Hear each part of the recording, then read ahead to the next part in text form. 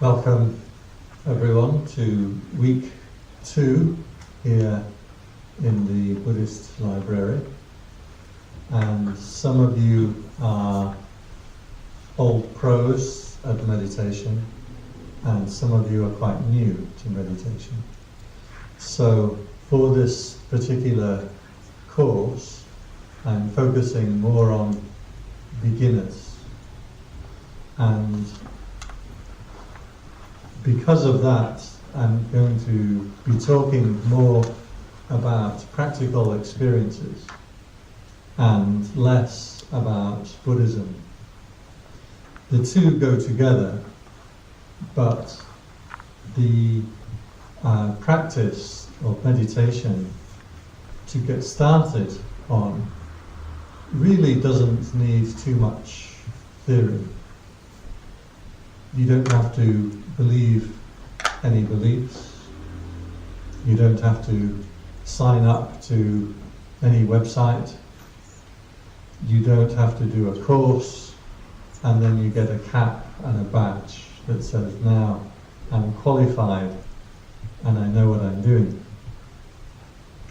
Most importantly, there isn't a set of beliefs to which you have to subscribe. And with many religions, that's how the religion begins.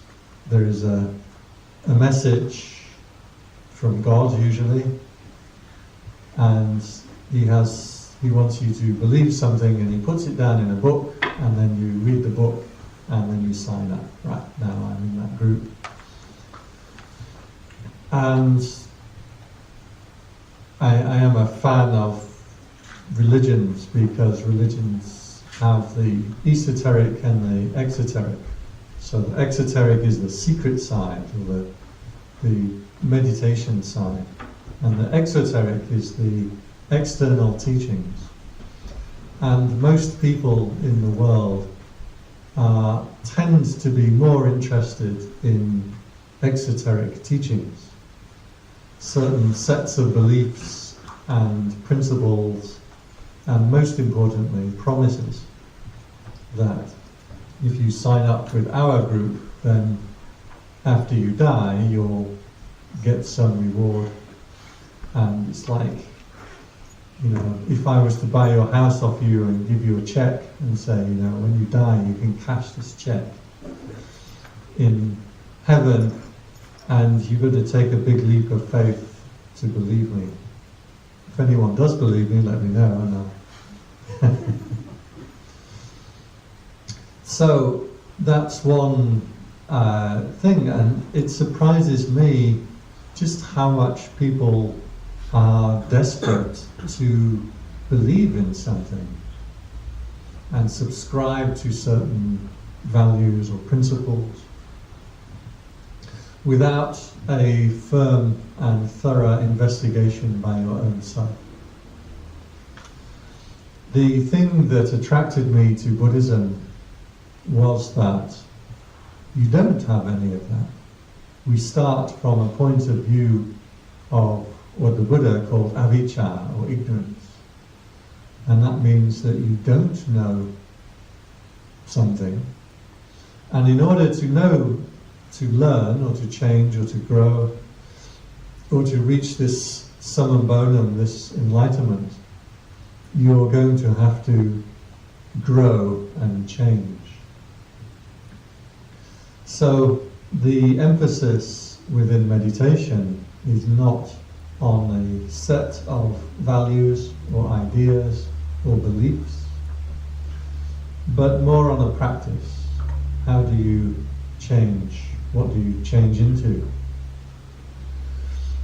So the practice of meditation is here as a vehicle or as a method to which you can use intelligently and wisely as a vehicle for your own transformation. What you transform into is up to you. And so I really liked that approach within Buddhism. Not just Buddhism, a lot of the mystic or esoteric traditions also have the same kind of idea. Last year I did a series of talks on Patanjali, who is famous for the Yoga Sutras. And the Yoga Sutras is an enlightenment teaching that comes from India, that yoga practitioners, and by yoga I mean bending, people bending about, right? Because the word yoga means any kind of spiritual practice.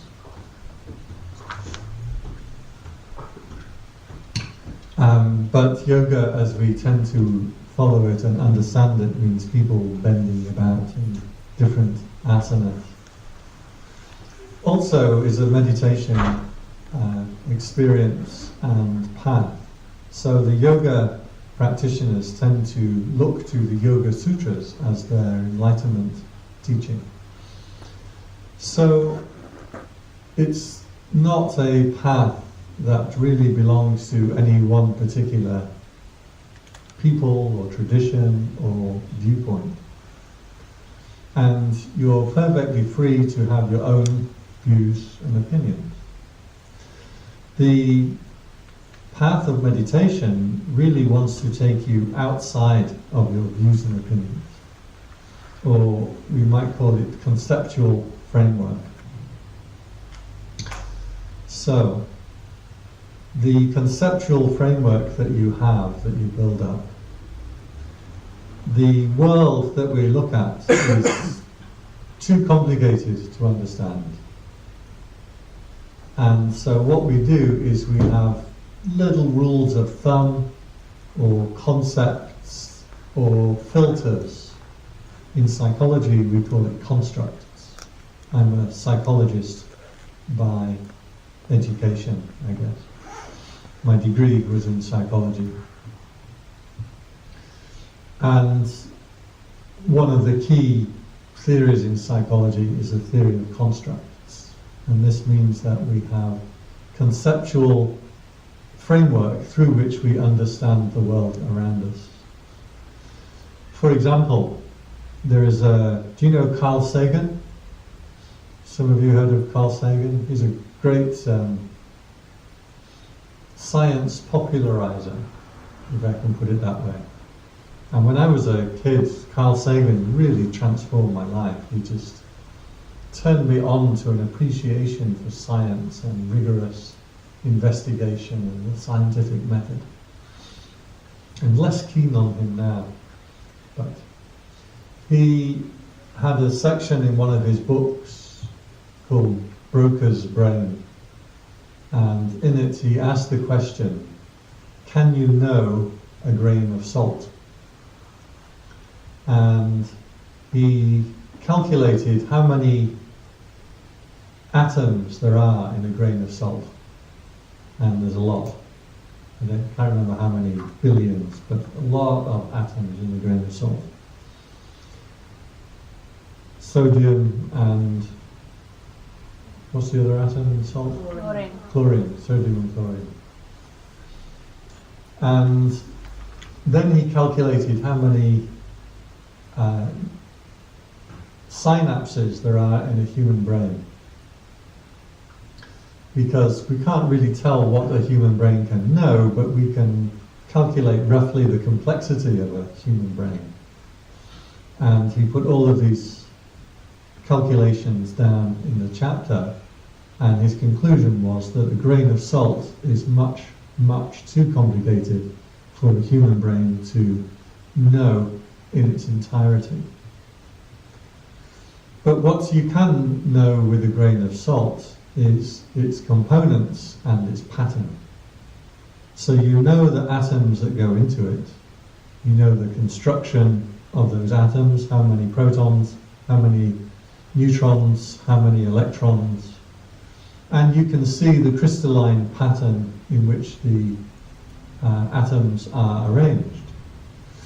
So by understanding a pattern, you can pretty much know a grain of salt.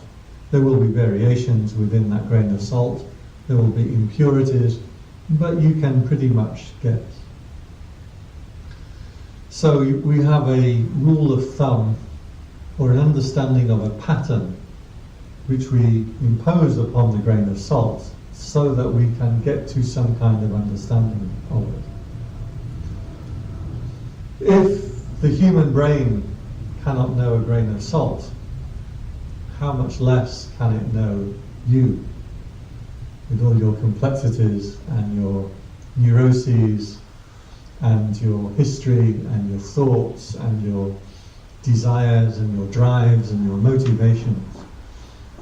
Psychologists have been working for 130 years trying to figure out why human beings behave the way that they do, and really haven't scratched more than the surface. There's some great theories and investigation, but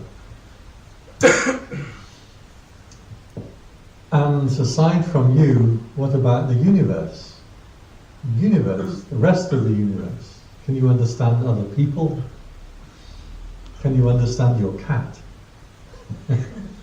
I love watching these cat videos on YouTube. I'm just a sucker for that. I can't help myself. And it was saying how, cats like to sit on the top of things. And they said, well, that's because in the wild they had to sit up trees so that they wouldn't get eaten by predators. And is that what your cat's thinking when it's going up on the top of your bookshelf? Better be careful of any, other predators around.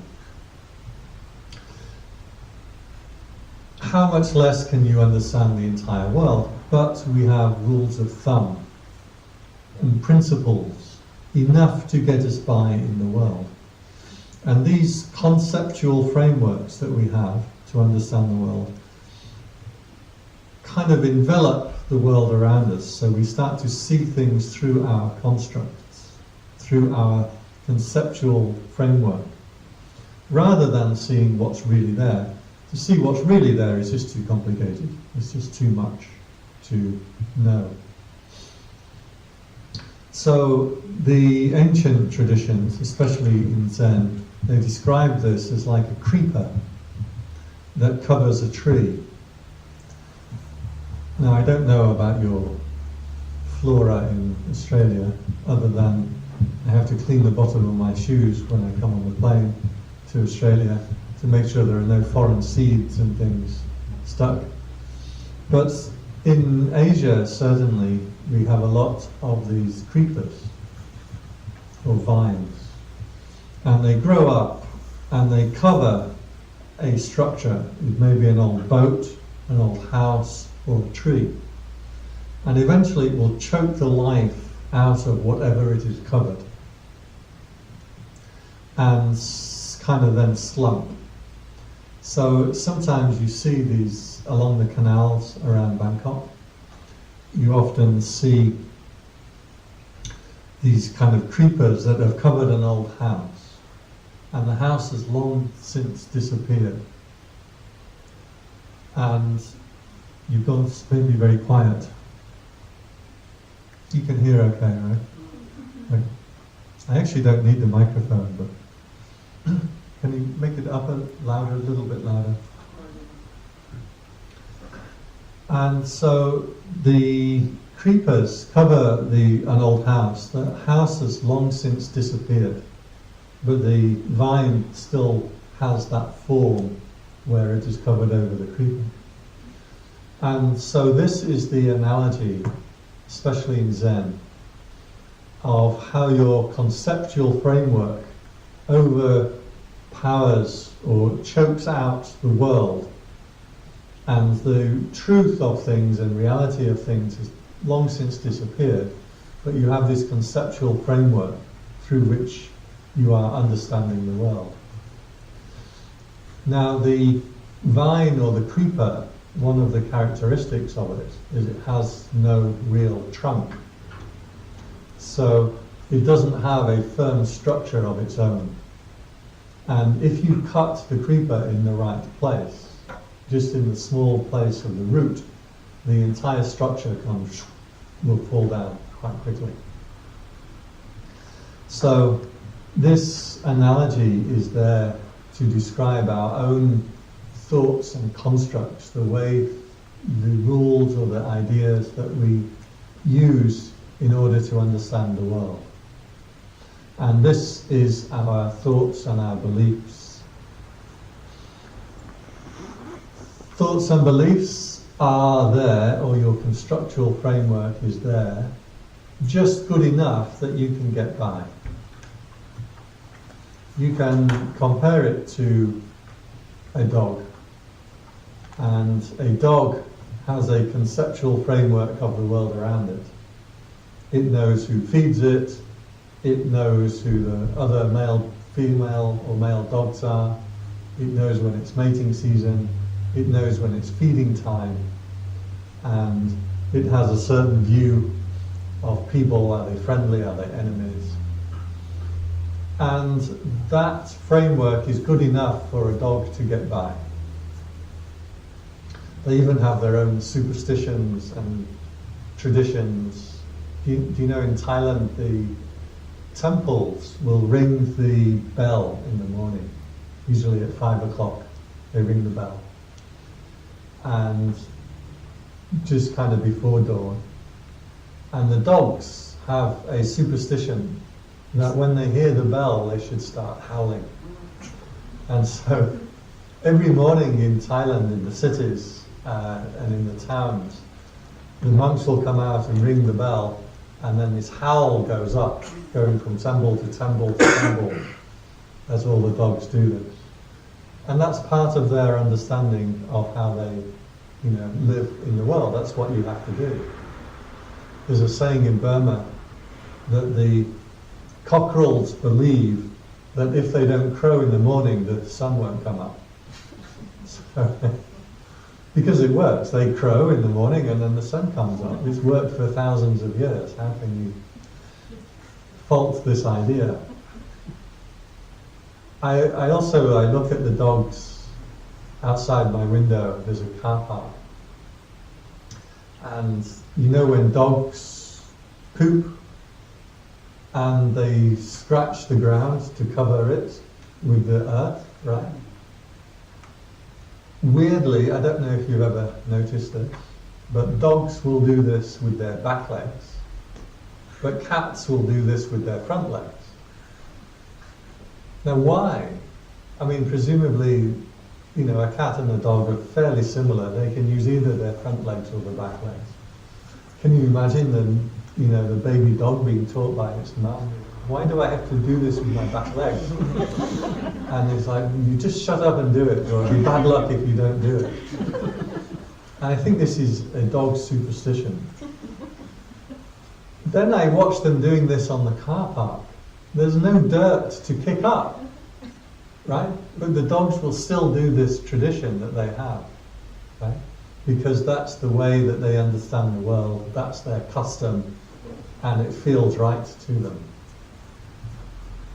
So the question is, with you yourself, with your conceptual frameworks, it's enough to get you by in the world. People believe the earth is flat, and that works pretty well for human beings to get by, right?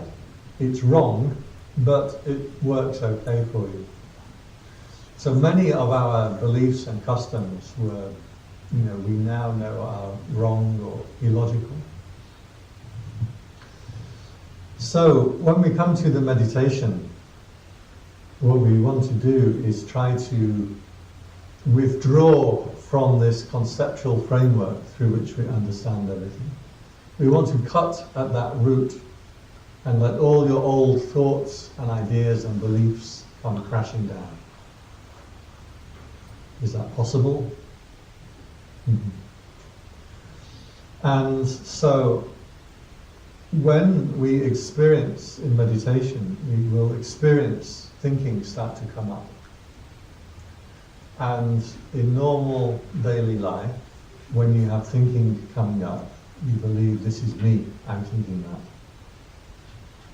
But in the meditation, you've given yourself the instruction, bring my attention onto my breathing. Breathe in, breathe out, breathe in, breathe out. Then your subconscious mind says, okay, I've got that. I'll go off and think about something else. And then you realize you breathe in, breathe out, breathe in, breathe out. And then you realize that, oh, I've been thinking about dinner for the last 15 minutes. Hey, how did you not know what your mind was doing for 15 minutes? When you ask the question, what is my mind doing? Then you know what your mind is doing. This is called by one of my favorite psychologists, neurologist, Susan Blackmore. She's quite well known, has some good books. And she calls this the refrigerator light syndrome. Because every time you look in the refrigerator, the light is on. So you assume that the light is always on in the refrigerator. It's a wrong assumption. I presume you know that.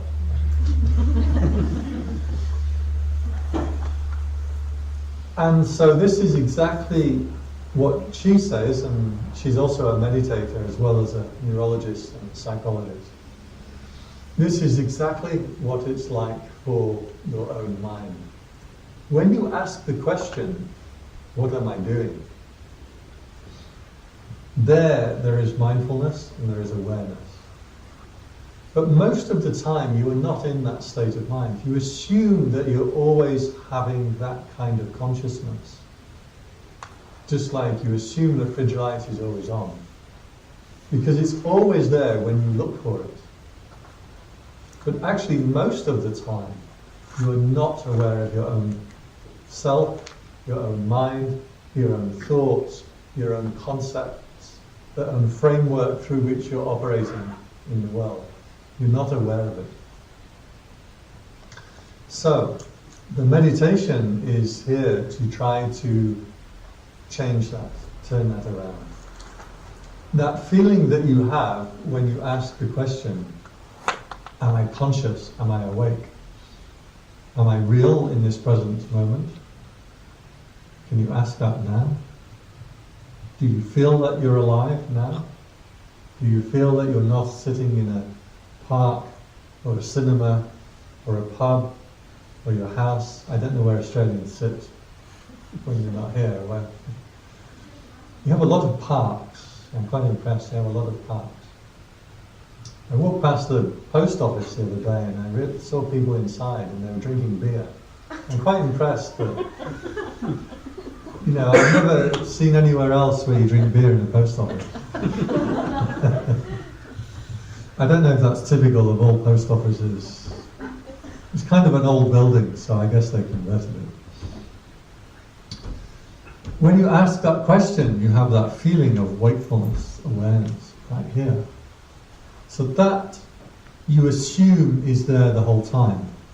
And actually there is the awareness there the whole time, but you're not aware of it. You're not conscious of it.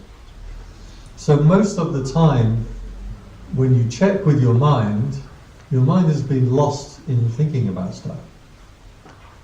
And usually the mind is just bobbing along, thinking about this. I think about dinner, it reminds me that I have to go shopping. To go shopping, it reminds me that I need toothpaste. Toothpaste reminds me I have to go to the dentist. Dentist reminds me I have to go to the doctor. Doctor reminds me I have to go to the bank. And so on and so forth. And you know, within a minute you've been remembering you have to feed the cat, you have to buy some socks, and the mind is like this. It goes bobbing along from one thing to another thing, to another thing, to another thing. The Buddha described this process as like a monkey swinging through the trees. That the monkey will hold onto one branch, swing, and let go of that branch and grab onto another branch. And then he'll let go of that branch and hang on to another branch, and so on and so forth. The Buddha said this is how your mind works. It grabs onto one thing, it lets go, it's already grabbing onto another thing, it lets go, it's already grabbing onto another thing. So this constant mental activity operates through these constructs and mental frameworks and filters through which you understand the world. These constructs and filters have gotten you by very well so far, for most people. For some people it doesn't, they break down, and they need to change the way that they interpret the world. It's interesting that the man who came up with this construct theory, his name was George Kelly, and he was working as a psychoanalyst in the Depression era of America. And he had a free clinic, and a lot of poor people used to come to him. And many of them were black workers, dock workers, whose livelihood was to go every morning to the docks and hope that somebody will employ them for the day, loading or unloading one of the ships. And when the Depression era hit in America, there weren't any ships coming in. There was nothing to load and unload, and they couldn't earn a living. And at that time, the economic collapse was so severe, and not often noticed, but there was a very deep agricultural collapse in America at that time too. A lot of crops failed, plus because finances failed, people couldn't afford to plant crops and etc. The whole system had just collapsed like one of those vines I mentioned. And then these people were coming to this psychologist, and he was saying, okay, write down your dreams at night and I'll analyze them for you. And he started to realize this is just nuts, that these people don't need their dreams analyzed. What they need is work and food and hope. Now we know about boom and bust cycles, but at that time they didn't. They just felt that the world was ending, basically. But what George Kelly found was that really people, the psychoanalysis that he did with them, dream analysis and word association, helped them. And his question was, how is that helping people? And what he found was his theory of constructs that he came up with at that time was most people are okay with most things so long as you have a conceptual framework through which to understand it. And he noted that even when people are dying or have terrible diseases or sicknesses, lose limbs in accidents, whatever, if you have a conceptual framework through which you can understand it, you can deal with it. Well, with the mindfulness, what we want to do is reboot this system. So cut that vine at the root, let the whole system come crashing down, and start to reapply our wakefulness, mindfulness, our observation. So the meditation is a system of training through which you can start to change the way or look afresh at the world around you, include you yourself and the world around you. That's what we are doing with the meditation. What you discover is your discovery. Nobody's telling you what you will see. Nobody's telling you what you should understand or what you should be. All these shoulds and shouldn'ts belong to that conceptual framework through, that is your understanding of the world. Coming back to that raw, wakeful, mindful feeling of your own consciousness, then it will start to alter the way that you interpret the world.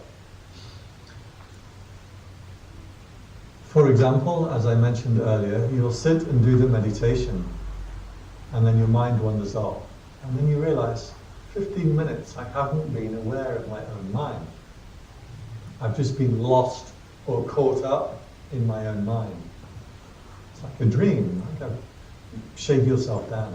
Breathe in, breathe out, breathe in, breathe out. Must feed the cat. Dog has to go to the vet. And then you're been thinking about the stupid cat. Shake yourself down again. Breathe in, breathe out.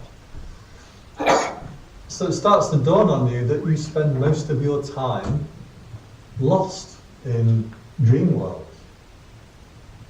So the meditation is a process of waking up. The word Buddha, by the way, is not the name of a person. The word Buddha means awake. Somebody asked the Buddha, Siddhartha Gautama was his name, "Who are you?" And he said, "I'm awake. You know, who I am doesn't matter. What's important is I've woken up." So we keep applying this process, and this is why I recommend that you do the meditation 20 minutes every day. Have you all been doing that? Do it, see what happens. Because this isn't, if I said read this book 20 minutes a day, well, do you agree with the concepts or not? And is it the right book or the wrong book? If I say play tennis 20 minutes every day, like, well, do I like tennis or do I like badminton? Or, all kinds of views and opinions. But 20 minutes, and I'm not telling you what it is that you should experience. Only that you should experience your own mind, your own being. And that's real. Nobody's altering that or changing that. You're reawakening this sense of your own self, your own being, your own thoughts, your own body. And this is what I really loved about this practice, is that it's fundamentally, you can't argue with it. Sit and be observant of yourself. Like, well, that's really happening. And if right now my mind is thinking about rugby, I don't know what you think about in Australia. In Thailand, people think about food. But really, after I started to learn Thai and I wanted to really understand Thai culture and things, and I got to the point where my Thai was good enough that I could understand what people are talking about around me. Food. That was it. Funny, huh? In Singapore, they're talking about money. Who's talking about money? I don't know. In England, you talk about football, I guess, or the weather. That's, what? Weather. Here it's renovations and real estate. Renovations and real estate. Prices of houses and Vegemite. Some Vegemite. So, some people were complaining the other day, saying, "Oh, they're building these huge sky rises." I'm like, "Oh, really? Where?" And they pointed, and it's like 5 blocks high. Those are what we knock down in Thailand to build the high-rise things. We're trying to preserve the 5-story buildings, these quaint old-fashioned things. And saying, "Oh, the prices are getting too high, the traffic's getting too much." But you want the prices low and then no traffic. So what are you thinking about? So in the meditation, these thoughts that are coming up, that come in and they latch and they remind you of another thing and another thing, and it goes on and on, you stop and you realize, I just spend my time lost in this kind of stuff. What do you have as an alternative? You have this vague feeling of the refrigerator light, that wakefulness or consciousness that comes up, that you know what it is that you're doing in this moment. And that's real.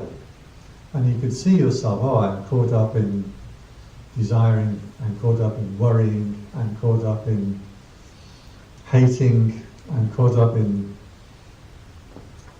vanity, I'm caught up in planning, all these kind of things. Now, there may be times when you have to be vain or planning or worrying, but the fact that these things will come into your mind and obsess and run and run and run, and you have no control over it, you start to wake up like, hang on a minute, I don't want to be spending my day worrying. This thought comes into my mind and latches on and churns and churns and churns. Many people think in conversations. Do you do that? That you run through conversations in your head a lot? Not really? Occasionally. Occasionally, okay. It's called scripting. And very often people will think in these ways, so think in terms of what they would say to people.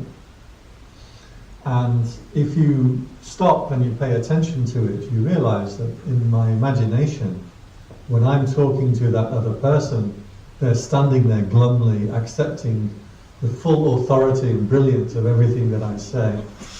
And did that ever happen in real life? Of course not. So this scripting, how useful is it? How beneficial is it? If you're coming to give a talk in front of people, then do some scripting, some rehearsing, it's useful. But when you're talking to your children, I mean, in your imagination they're listening and accepting what you say and you're just so right, but in the real life you won't get to the end of the sentence before they're mocking you. So you want to start to notice this obsessive nature of the mind, the way that it gets caught up in things, and practice the method to extract yourself from it. Now, whatever topic invades your mind, comes in and latches on, is because you have some attachment there. If I ask you to think about hovercraft, does that appeal to your imagination? Probably not, right? For me, I like hovercraft, and I tried to build one once. And so I can quite easily get caught up in thinking about hovercraft, because I know exactly how to build them. And I built this thing. I planned it while I was on meditation retreat. And I was on this retreat, and it occurred to me, as it does, how I could build a two-seater hovercraft with a motorcycle engine and farm irrigation pipe.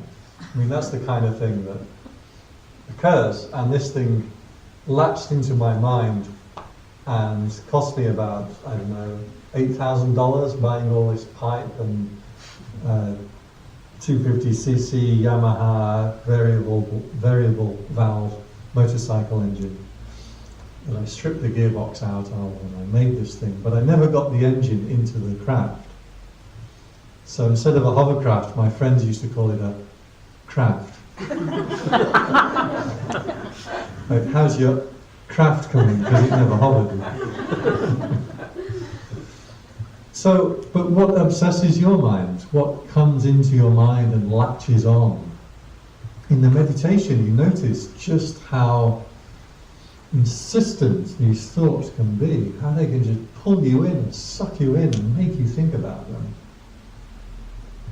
And how nobody's ever taught you to have a mechanism that you can extract yourself. So when we're practicing the meditation, we recognize that thing that has come up into your mind and has caught your attention, whatever it may be. Your children, your health, your pension, your renovations. I like renovating things myself. I like power tools. I like these twin battery Makita cordless power drills with hammer action, so you can do masonry work as well. I really like those. These things will invade your mind and catch your attention. So with the meditation, you realize that you're supposed to be watching the breath. So when you realize your mind has wandered away for 5 minutes, 10 minutes, 20 minutes, stop and reflect on that. How did I not know what my mind was doing? How did my mind disobey what my mind told my mind to do, which is watch the breathing? Am I my mind, or am I somebody who instructs my mind? These questions start to come up quite naturally. Why has this topic come up and invaded my mind? There must be some kind of attachment in there, that I like that topic and I want to think about it. Now, it may be something that you really hate. In Buddhist terminology, we call it nandi, which means delighting in. But you delight in things that you hate just as much as things that you like. I tell you what I hate in Australia, having been here for 3 weeks. What really annoys me about this country, should I tell you? Yes. So it's endless. When you're walking around, those buttons you have to press to cross a road. I know how to cross a road. I don't need a little green man to tell me to cross the road. And it's like one after the other because I like walking. I walk for like 3 hours at a time. And at least 30 minutes of those 3 hours is standing at the traffic light. And I was standing there the other day. I was on Parramatta Road. And it was, I think, 6:30 a.m. in the morning. And I get to the thing and I have to press the button and wait for the green man to tell me I can cross. For safety. Now the next car that I can see on Parramatta Road, I can only see the roof of the car due to the curvature of the earth. It's that far away. But this little red man tells me it's not safe to cross the road yet. So I've been planning all these underpasses and bridges. And, I bet it was an Englishman. I bet some Pom came and told you have to install these buttons at every single crossroad. And ironically, the only time I nearly got knocked down by a car in Australia is when I was crossing a road and there was no button and no red man. And I was confused. I'm like, is there a button? Is there a red man here that I'm supposed to hit somewhere? And then this car almost hits me. So it's your crossings that made me nearly get run over. So, I can think about that can invade my mind. And I'm delighting in it, even though it's something that I dislike. So when we talk about attachment, it means that something pops into your mind and there is an attraction to think about that topic. And it's by rehearsing and by scripting these topics that we maintain this vine that covers the world, that we maintain our feeling that we understand the world around us. The meditation gives you a method to cut that vine, let it come crashing down. Because whatever it is, topic that has come up into your mind, you stop, turn on that refrigerator light. Can I call it fridge? In England we call it a fridge, not a refrigerator. Do you do that? Yeah. You call it a fridge? We did this in Bangkok, and then there's these Americans like, my God, I don't know what a fridge is. I had to change it to refrigerator, which is harder to say. So the fridge light. You turn on the fridge light because whatever obsessive thinking, whatever topic has come into your mind, real or unreal, useful or not useful, things that you may need to think about at certain times, but have a refuge from it. The attachment is the draw to think about that thing, to be lost and caught up in that mechanism. The mindfulness is when you stop and you bring your attention back home and you are willing to let go of that topic. If it's something important, it will come back at the right time. You do need to think about your kids and your car insurance and feeding the cat. But those thoughts will come back at the appropriate time. You don't need to spend all this time in this endless mechanism. Now, if you're lucky and you've created good habits, this thinking will not be destructive to you. It's how you get by in the world, like a dog gets by. I don't want to compare you to dogs, but unless you like dogs. But it doesn't, the time that you spend lost or caught up in these mechanisms of the mind. If you're lucky and you had good parents and a good society and a good education, hopefully those mechanisms are quite useful and they don't harm you. But for many, if not most people, we spend a lot of our time in destructive thought processes. And the only way out of those thought processes is to stop and look at it. Look at your own mind. When you stop and look, things start to change. For example, you get into jealousy. Jealousy is when you have something that you want to keep and you don't want other people to share. Envy is when other people have something that you want to get. Right? So it's different. And you stop when you see this jealous thought pattern. Jealousy about your partners, jealousy about getting promotions at work, jealousy, envy about other people having things that you want. You know, you probably think of yourself not as somebody who does that. Stop and take a look at your mind. So often, much of your behavior is prompted by these kind of neurotic emotions. Somebody is looking at this research, I might have told you last week, about how much money you need to be happy, and the research showed that most people felt the amount of money they needed to be happy was 1/3 more than they had. And this was true from people who are very poor to people who are very rich. We always feel that if I can just get a little bit more, then I'll be satisfied and then I'll be happy. But I read this other research that showed it doesn't matter how much money you have, as long as you have more money than your brother-in-law.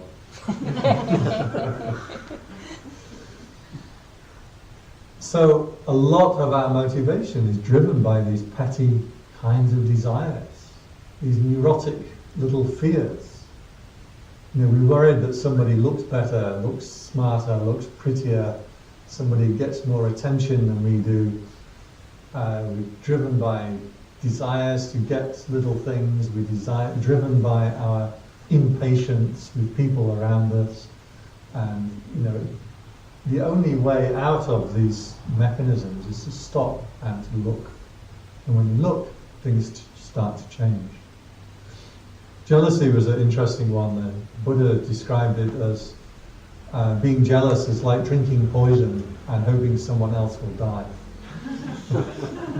Because it's a destructive mechanism in your own mind that because you're not trained in being aware of yourself, you get caught up in these endless little stories. So, 20 minutes of meditation a day. Find yourself a mat or a seat, some place that you can sit. It's very helpful to train yourself to sit on the floor. Some people's bodies can't do it if your knees are going or your back is going. But remember, for everybody, it will be a little uncomfortable getting used to a new posture. One of the advantages with having a meditation posture is you have a muscle memory. That when you get into that posture, it tells your mind, oh, this is my time for meditation. And this really works. Your muscle memory is a quite well researched phenomenon. For example, if you smile, tells your brain, oh, if I'm smiling, I must be happier. So it starts to make you happier. Do you believe that? There's some good research done on this. I can segue into this because it's a nice bit of psychology. They had an audience were asked to read a story, a short, funny story, and then give marks for how amusing the story was, from 1 to 10. 1 means not amusing. I am not amused. And it's a quote from Queen Victoria, right? I am not amused. We are not amused. And 10 being very funny. The audience is split into 2 groups. While one group reads the story, they're asked to hold a pen in their mouth. And while the other group reads the story, they're asked to hold a pen in their teeth. Which group found the story more funny? Teeth? No. Why teeth? Because you're smiling. When you hold I wish I had a pen. When you hold a pen in your, you're not going to give me your pen, are you? You know I'm going to put it in my hand. And not kidding. I was in Hawaii, and I did this, and I borrowed a pen off somebody, and I put it in my mouth, and I showed this. And when I handed the pen back, I'm not kidding. You know what this woman said to me? She looked at the pen. I swear this is what she said. She said, "Don't worry, Venerable. I have some antiseptic wipes."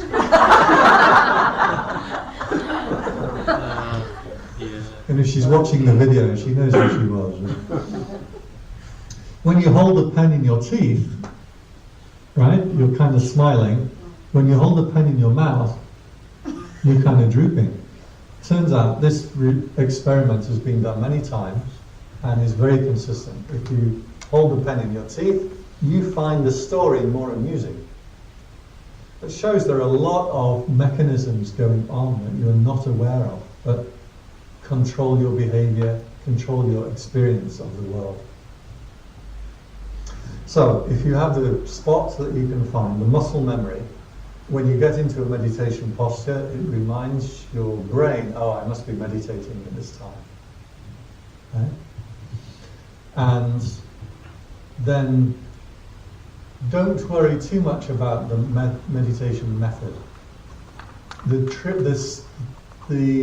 fault that people fall into is thinking that my state of mind is what's important, and that if I'm meditating, I need a particular state of mind. Bliss, hopefully, right? Many people, when they want to do meditation, they want to have a nice blissful experience that will make them calm and beautiful and happy and compassionate for the rest of the day.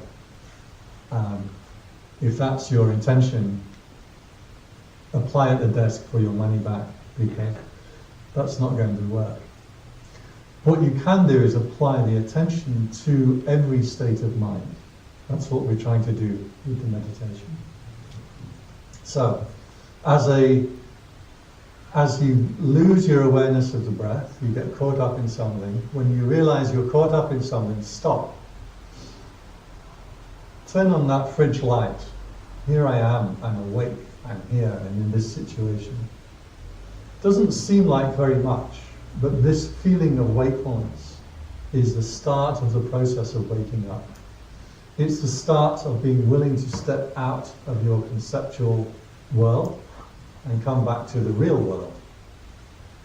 It's the start of this process by which you can separate yourself from your thoughts and concepts and start to look at your thoughts and concepts and see if they are useful. Do you need to think about this thing so much? Do you need to be lost, caught up in these dreams? Is this particular thought or behavior self-destructive, destructive to me or destructive to other people? Start to ask these kinds of questions because you're willing to step out of this conceptual world that we live in. So, the feeling of wakefulness, that fridge light, doesn't seem like very much. Doesn't seem like a tool or something that's going to change your universe. But it really does, if you pay attention to it, if you value it, and if you practice it. So you sit in the meditation, your mind will wander away. Stop when you realize, oh, my mind has wandered away. That's a very precious moment of seeing yourself. And at that moment, okay, what's really going on here? Stop and feel, what's this topic that I'm thinking about? What's the attachment that has got me to think about this thing? What if I don't think about it? What if I let go of it? What happens then? There's still an urge to think about that topic, but after a few moments that will pass, and you're just here. You're awake, you're present, you're mindful. Then your mind will get caught up in something else. The mind has a way of slipping topics in through the back door, so you don't even realize that it's come into your mind. And again, then you stop, take note, you turn your attention to yourself, and stop and see again. Okay, where is my mind gone? What is it doing? Is this a useful behavior that I've got caught up in? Is this a useful story? Bit by bit, you start to look around you, and you start to notice things, ordinary things more. Notice colours more. If you're eating, you notice the tastes more. Because when you eat, your mind just turns off and usually your attention actually is with the physical reactions, which is why we like salty things and sweet things, because it gets into the blood very quickly. And we like that feeling in the bloodstream. Or if you're eating with other people, notice, you never even notice your food. You're so caught up talking with the other people. You know the best way to eat less food? Eat alone. It's true. The more people you eat food with, the more food you eat. Up to 9 people. If it's more than 9 people, it evens out. But up to 9 people, you will eat more. And if you eat with 9 people, you will eat double what you would eat on your own. Interesting. Some of the ways they experiment this is they have bowls of soup that are fed from pipes from underneath, so that it never goes down. And so you just eat soup until you feel that you're full. You will eat twice as much soup as if they bring you 3 bowls of soup and tell you to eat as much as you want. Right? Just that visual recognition that I finished the bowl of soup, oh, then I must be full. Right? So many ways that these things can be tested. So, as you wake up, you taste tastes more. Stop, get out of this conceptual framework. We're not telling you to be unwise. You've got to keep your wits about you, keep your intelligence about you. We're not saying these are the right thoughts and opinions and views and beliefs that you have to have. None of that. These are your thoughts, your views, your opinions, your beliefs. What we're saying is, you're endlessly caught up in them. Train yourself to step out once in a while. Is that clear enough? 20 minutes a day. Don't worry if you're doing it right or wrong. What's most important long term is you just get accustomed to that 20 minutes. No Facebook. No worrying about things. Worries may come in, but don't go engaging with them. Fears, desires, everything, all this stuff. 20 minutes just to be with yourself and breathe. Your cat can do it. Right? Can just sit there. There's a ray of sunlight. Just sit in the sunlight and breathe for 20 minutes. It's nice. I like to do this in you because you have these great parks. So I'm always going and sitting in your parks and just sit. I don't need to do anything. Just be in that nice environment. We're going to have a break, and then there'll be time for any questions if you have any questions. It's very useful to talk about these things with each other while you're here. Don't be afraid of the strangers and strange faces, because you usually learn more from other people's experiences than you do from listening to a speaker. So say hello to the person next to you, and we've got 5 minutes. I'm not sure if is there any tea and stuff, so you can grab a cup of tea or a drink, or jelly beans. They have jelly beans here. So have a jelly bean, say hello to somebody, and if you have any questions, I'll see you back here in 10 minutes. I'm just starting to get used to it.